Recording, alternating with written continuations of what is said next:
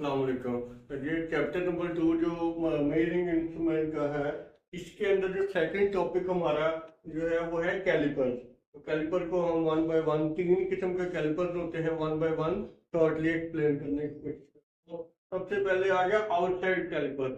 It is a non precision measuring instrument which is used for measuring of outside diameter of job। यहाँ पे इसके अंदर indirectly भी लिखा हुआ है कि ये एक non precision measuring tool indirectly. अब इनडायरेक्टली जो कहते हैं वो भी मैं आपको एक्सप्लेन कर देता हूँ।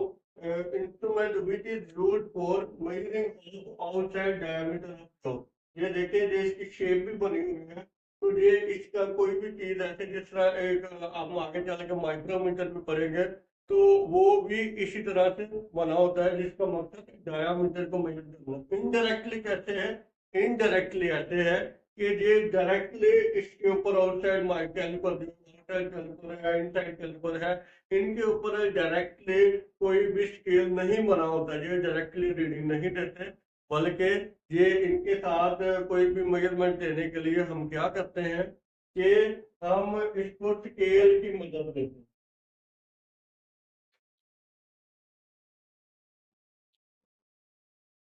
जो स्टील रूल है उसके ऊपर हम इसको खोल लेते हैं, जितना हमने सेट करना है, या तो हमने चेक करना है उसको कि क्या ये साइज जितना हम करते हैं वही है, उसको चेक करने के लिए भी, या फिर साइड को मेजर करने के लिए भी, कि पहले हम कैलिपर को उस डायमीटर के ऊपर रखें, उसके बाद हम फिर साइड।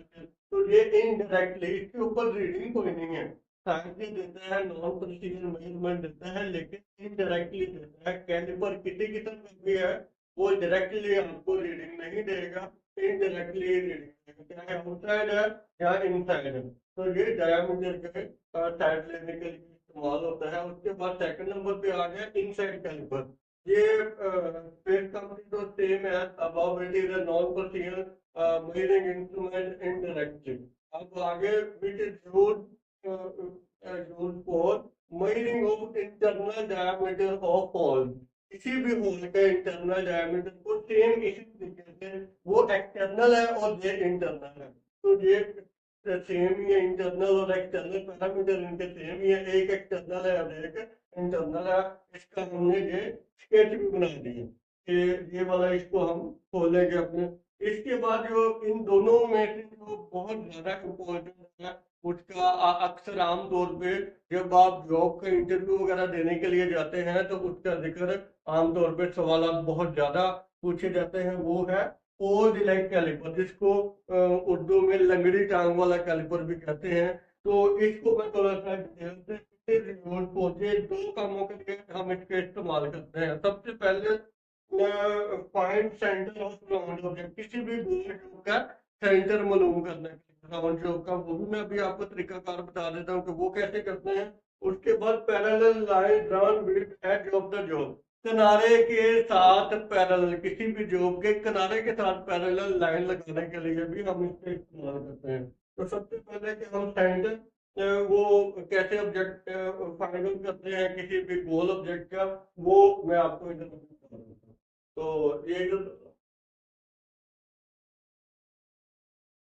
ये कोई भी एक राउंड ऑब्जेक्ट है, इसके साथ हम क्या करेंगे कि इसको इसके सेंटर से, ये वाला अंदाजन, क्योंकि हमें तो सेंटर का पता नहीं है, सेंटर से थोड़ा सा कम इसको खोलेंगे।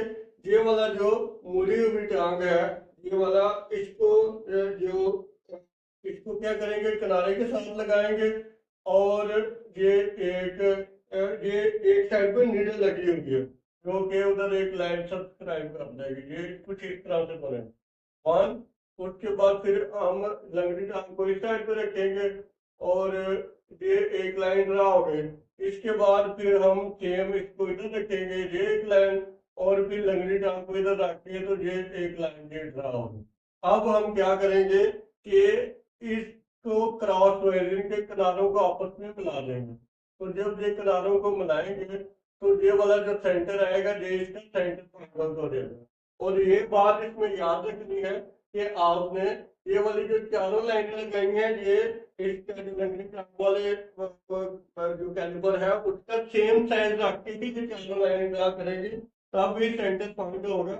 अगर आप इसका ये गलती करते हैं फिर ये वाली दो लाइन जो है वो एक ही सेम साइज और उसको कम से ज्यादा करके तो ये वाली लाइन लगा देंगे। फॉर एग्जांपल ये आपने साइज ज्यादा कर दिया तो फिर ये सेंटर पॉइंट जो है वो प्रॉपरली नहीं होगा। तो इसलिए आपने इस बात का ख्याल रखना है कि ये चारों जो लैंग्वेज ड्रा करेंगे तो ये छोटे ऑब्जेक्ट के लिए होता है। बड़े ऑब्जेक्ट का सेंटर मालूम करने के लिए हम जो है वो कॉम्बिनेशन सेट के ऊपर पढ़ेंगे कि वो कैसे करते हैं। तो ये वाला इसका पहला ऑब्जेक्ट हो गया find centre of parallel of. दूसरा parallel line drag with the edge of. किसी भी जॉब के किनारे के साथ पैरेलल लाइन। पैरेलल का मतलब होता है जिस तरह ट्रेन की दो पटरियां चल रही होती हैं तो वो दोनों के दरमियान मसलसल फासला जो डिस्टेंस है वो सेम रहता है, चाहे वो जहाँ से मर्जी जाके चेक करते हैं तो उनको पैरेलल कहते हैं कि वो दोनों ट्रेन की पटरियां एक दूसरे के पैरेलल हैं।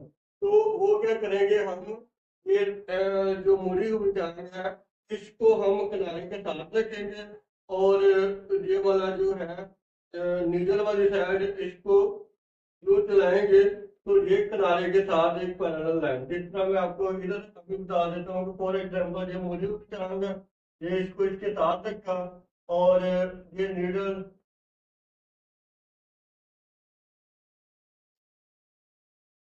तो ये वाली जो लाइन है ये इस किनारे के पैरेलल आ गई।